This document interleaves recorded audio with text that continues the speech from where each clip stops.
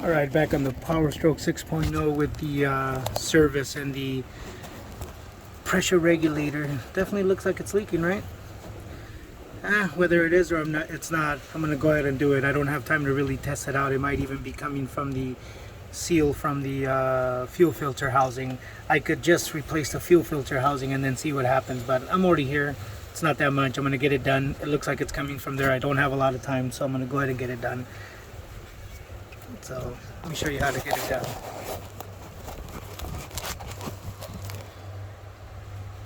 After removing the boost hose, already got the boost hose off, you can just sneak it out of there, and then taking the upper radiator hose off. That way you can have access, because the upper radiator hose will sit right there and then you can't access that from here. So let me show you how to get this off. Bear with me. There it is. So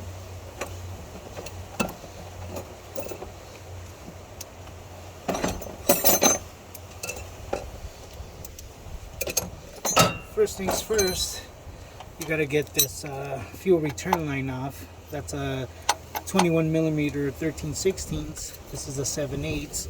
Don't just pry down on this, because you'll end up spinning this off right here, and it has its own O-ring, and then you can create different problems. Just put two of them, scissor-like, like that, almost scissor-like that, and then you'll be able to get it off that way. See that? And then what you want to do is you want to squeeze these two together, and there you go. See that? That's it. Loosened up. Luckily there is a zip tie already right here, so that way this nut doesn't fall all the way down if it decides to go back some. There it is. See that? And then the nut just sits on there. So, and just in case fuel decides to come out and follow all inside of the thermostat housing, I'm going to go ahead and cover the thermostat up so no fuel gets into the coolant, and then they're thinking that they have injector cut problems or anything like that.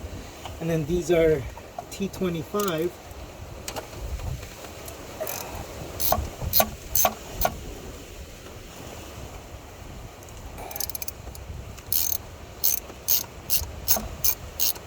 This is spring loaded. It does have a spring inside, so once you start loosening it up, it's going to want to walk out.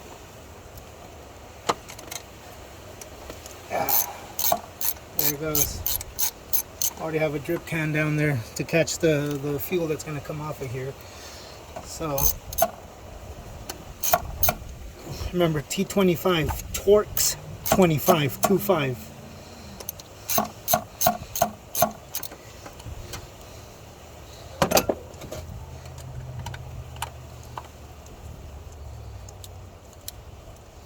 See how it's starting to walk out? That's because it wants to, there's a spring. That's the actual fuel pressure regulator, is a spring inside.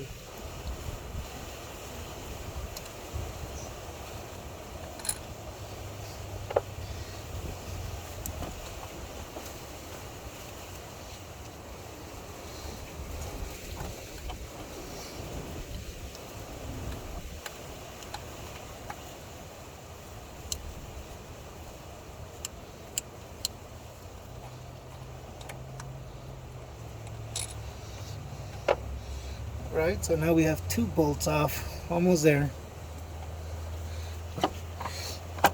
You're going to want to hold this one in because, like I said, there's a spring, and the spring wants to keep bringing it out.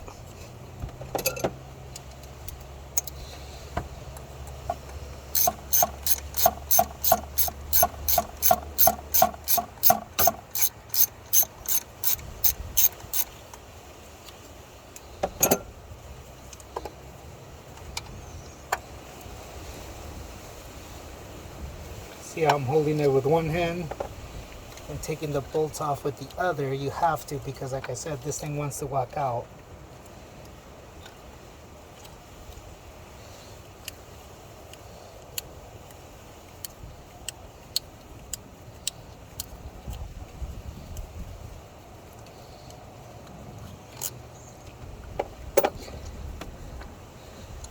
There it goes.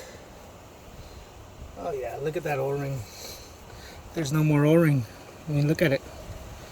There's literally no more O-ring. Look how it's flat along with the surface of the actual housing. Look at that. You can't see the O-ring protruding out of its slot. This O-ring is shot out. It probably starts leaking once the fuel gets hot, because the fuel does heat up from the process of being in the engine and the injection process of pressurizing the fuel that high. It's going to heat the fuel up. So let me go ahead and take this bad boy out. So here's your whole regulator right here. This spring is rated to 45 to 65 psi. The spring will collapse and it will open up, and then your fuel will come out and go through the return. The spring keeps this valve shut until it reaches the 45, 65, 55 psi rating. All right, let me go ahead and grab the new one. Bear with me. I'll be right back.